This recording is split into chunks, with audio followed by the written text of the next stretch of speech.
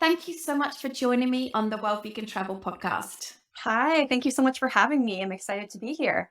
Yes, so I have known about you for more than a year now because you did a talk in a 2022 Vegan Travel Summit last year. And by the time this goes to air, the summit probably is past by then, but you are actually doing some little spotlights on the Vegan Travel Summit about transformational travel. And that's going to be our topic today. But before we get into all of that, would you mind telling us a little bit about who you are, where you are, and what it is that you do in the vegan travel space, because you are vegan yourself, actually.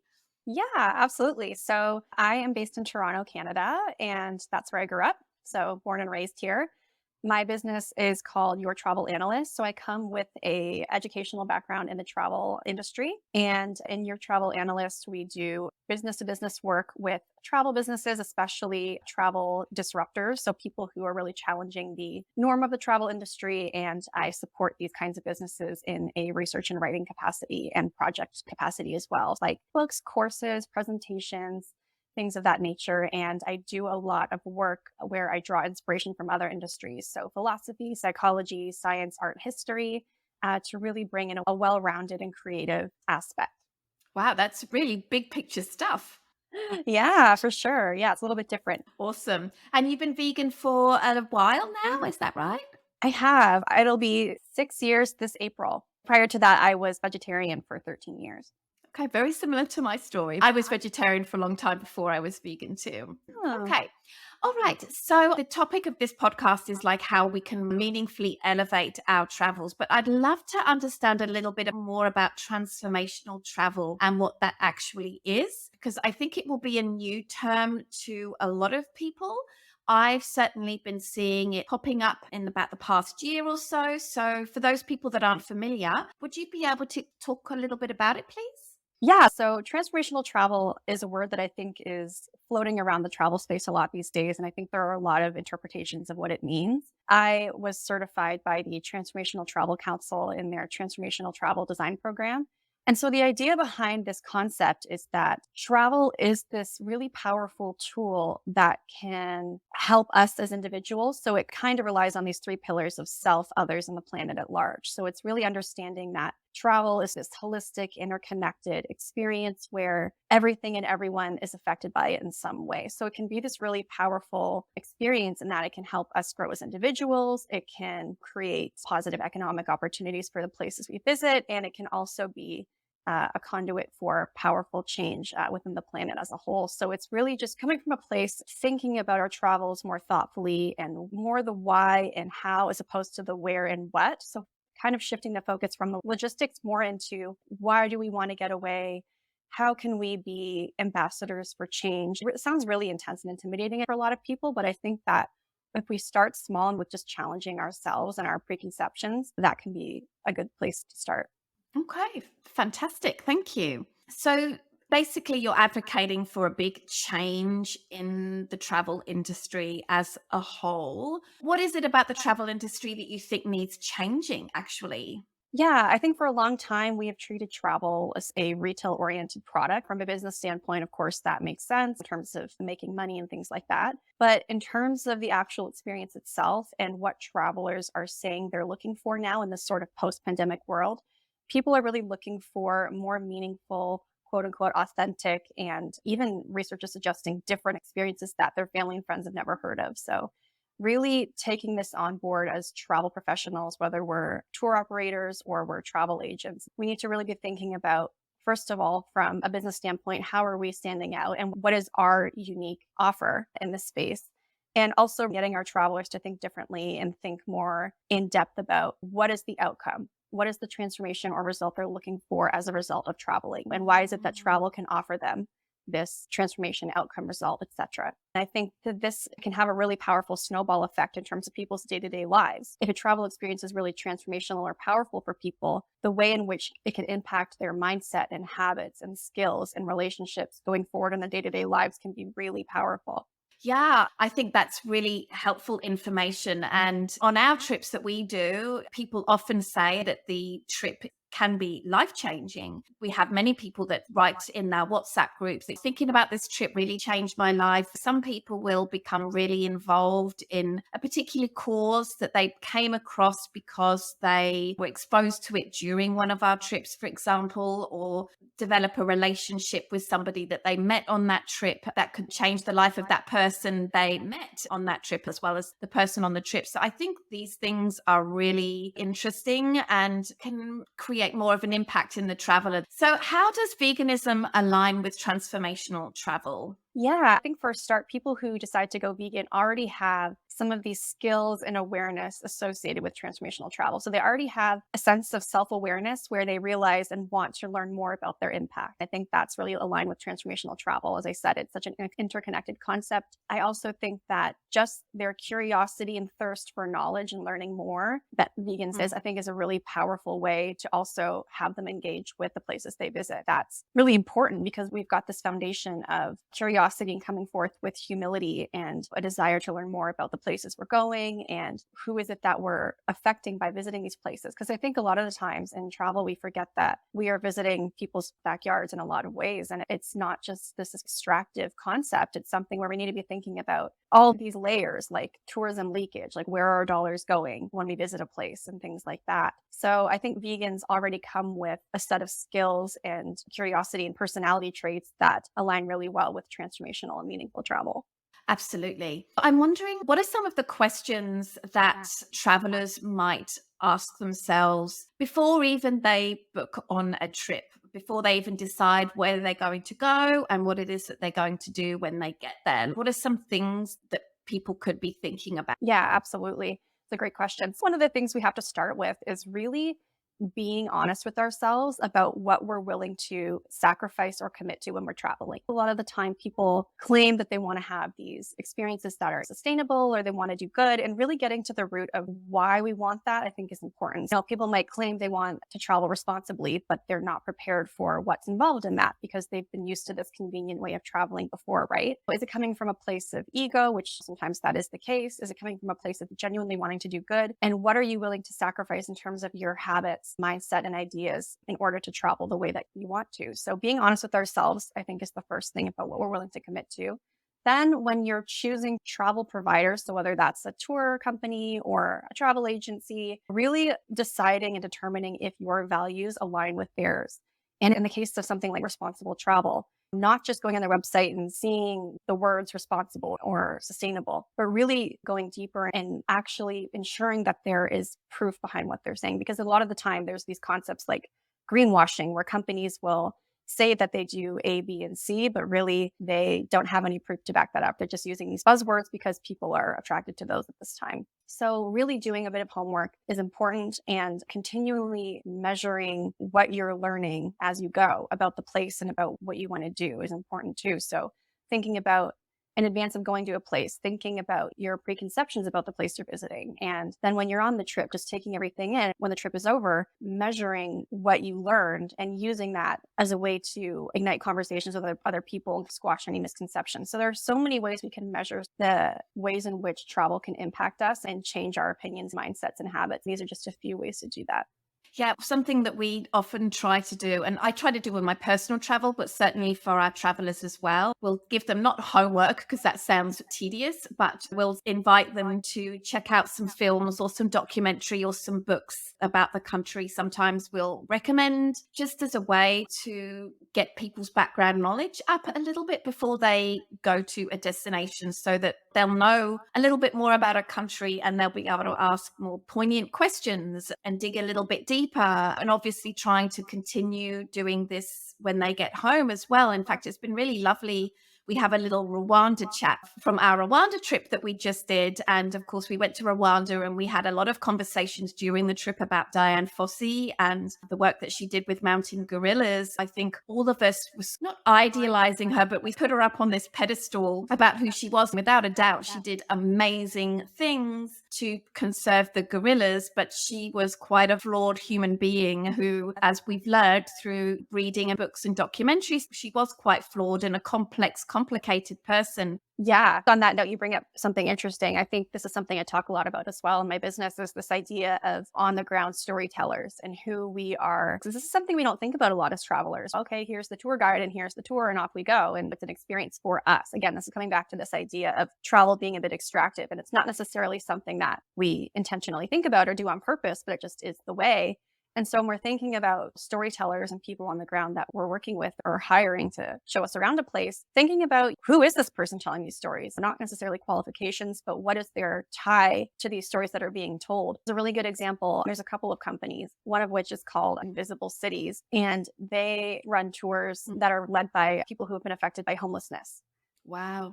Yeah, it's kind of offering this lens of a place seen through the eyes of someone in a minority. So I think these are really important things to consider. And also, what are the stories being told? Are we going to a place and just hearing a dominant narrative, the stereotypical or overarching story that we all associate with a place? Or are we hearing different types of stories that kind of reflect how multidimensional places are? Because when we think about our own countries and cities and towns, they're not just one story, right? They're sort of this interconnected, woven tapestry of stories. And it's important to get different perspectives and hear different stories so we can really fully understand a place that much better. Awesome. So it really seems a lot of what we're talking about is really being mindful when we're traveling. And this is something that I think a lot about. I have a mindfulness practice, which I'm fairly consistent on when I'm at home, but I will say that it often does not work out when I'm leading tours, even though that's probably the time that I should be doing it more than ever. But it really does feel like we're trying to be as in the moment and mindful as possible when we're traveling. So do you see a crossover here about mindfulness generally or meditation for being in the present moment and kind of what we're talking about here? Yeah, absolutely. I think the mindfulness space is so interesting, especially in the context of travel. And this is where I pull aspects from other industries like psychology. Another kind of pillar of my business is really getting people to utilize the five senses to practice mindfulness in travel. So things like conscious souvenir purchasing or just different tools we can use to really be in the moment. And then we can look back, we can utilize those tools after the fact and remember our trips and our experiences. I'll give you some examples from my own trips. So in terms of auditory or music, I remember I went on a Kentucky tour about 8 years ago, and it was through the UK and Ireland. And they always had this sort of pump up song at the beginning of every day. Now looking back and listening to that song, it reminds you of all those feelings and that excitement. So things like that are really powerful. That's something you could do from a listening perspective. And we're maybe choosing a couple songs and having them be something you associate with that trip and helping you stay in the moment. Another one, I remember I lived in Sydney, Australia a couple of years back, and I would sit on the beach and listen to this one song. Now, whenever I hear that song, I think of sitting on the beach and really taking in that time to absorb the moment and to really just embrace the moment. We recognize that travel is such a time limited thing, right? We're investing a lot of time and money in the travel experience, but at the same time, people get really stressed out about making sure they're making the most of that time. So I think when we can actually pause, we can enjoy and embrace the experience that much more instead of getting burnt out on thinking there are so many things that we need to do. And there are other sensory things like whether it's like a perfume, or I remember in Peru, there was this alcohol that they were selling and it was to help alleviate altitude sickness and it was like scented. So I bought some of that. And when I bring it home, I think now of that experience. So there are so many ways we can really embrace mindfulness and have it be something that's prolonged after the trip is over.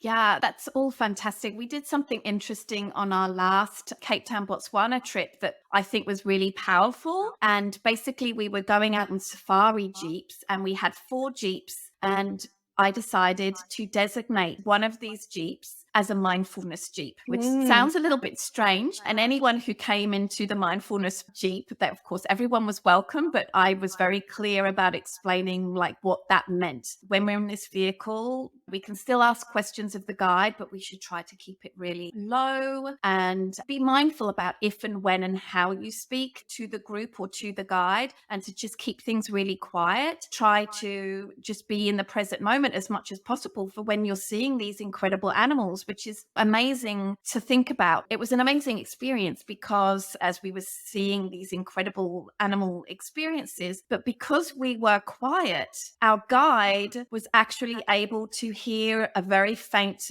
far away lines were that had we just been chatting, he would not have heard, and we would have missed out on what ended up being a really incredible experience watching these lions do some very interesting things that I won't go into. But just be trying to be mindful was a really amazing experience. And after each time, I would say to these little group that was in here, like, how was that experience? Would you like to do that again? Or what was something that you noticed while it was going on? And it was really, really positive. I definitely would like to offer that as an opportunity for our travelers moving forward, because it was really awesome. Yeah, I love that. I think that's fantastic. And again, it shows that when we do take that time to slow down and take everything in, these little things can come up that are unexpected or are really kind of intimate experiences and really powerful experiences. Because I think there's things like social media and wanting to get the shot and then, okay, take the picture, post it on Instagram, and off we go to the next landmark. It's interesting you bring that up because I had that experience on my most recent trip to San Francisco.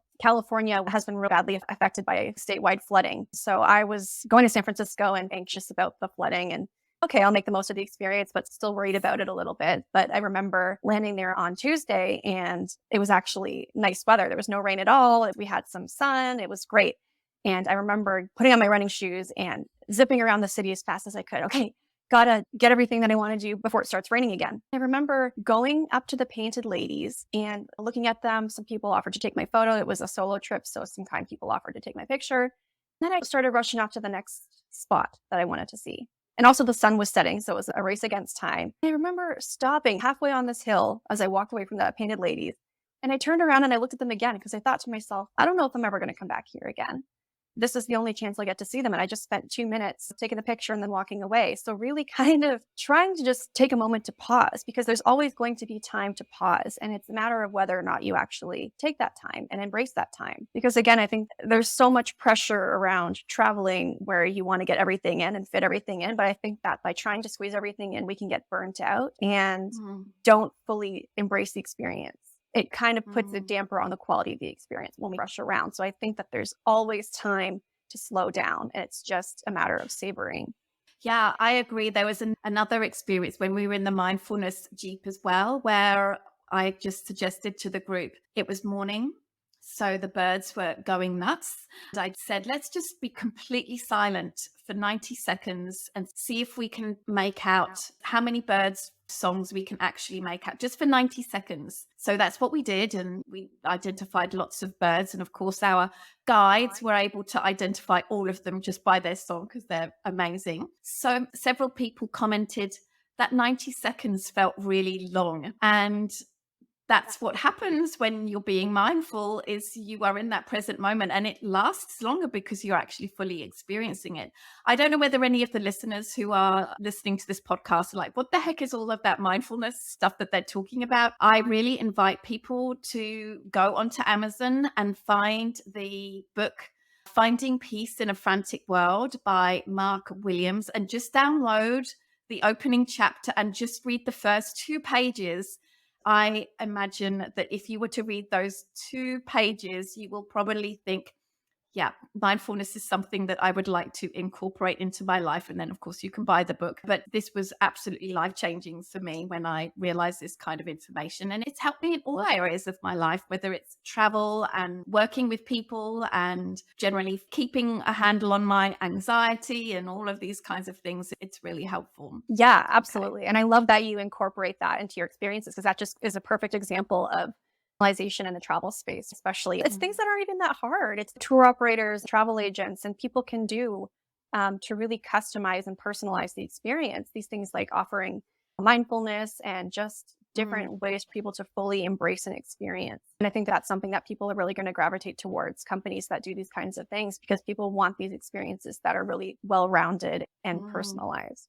Yeah, we're going back on safari in March. And I think what I'm going to try to do is a couple of mornings. It'll mean getting up even earlier, but trying to offer, just play a recording of an 8-minute guided meditation, and just to try to get people, this is what being in the present moment feels like. I'm going to try to bring this throughout the safari. I'm definitely going to try to do that. Claire, if you don't mind, would you be able to introduce to us some of the services that you offer for people and to the travel industry, and as well as how people can find you online? Yeah, for sure. So at Your Travel Analyst, we offer a number of services. one of which is a project specialty. So, meaning that I can help with research and writing in any projects that your travel business is working on. So, again, whether it's books, courses, presentations, things like that. I also work with the Travel Coach Network as their virtual assistant and brand growth manager. So, travel coaching is something I can consult on as well and talk about. And I also do numerous things in the support space. So, whether it's supporting you on your big business ideas, I'm happy to help with those things as well. In terms of where you can find me, my website is yourtravelanalyst.com. I'm active on LinkedIn as well on my personal page, just Claire Burt. I'm on Instagram as well at Your Travel Analyst. Wonderful. And do you work with people or companies outside of Canada? I do. Yep. I work with companies globally. Amazing. So, Claire, thank you so much for being on the World Vegan Travel podcast. I really invite everybody who is listening to go to the show notes and check out Claire and what she's doing. I really invite listeners to try to implement some of the tips that she has shared today to try to make your travel experience more meaningful, more life-changing, and more impactful for the traveler and for the places where you go. Thank you so much, Claire, for joining me. Thanks for having me. Great to chat with you.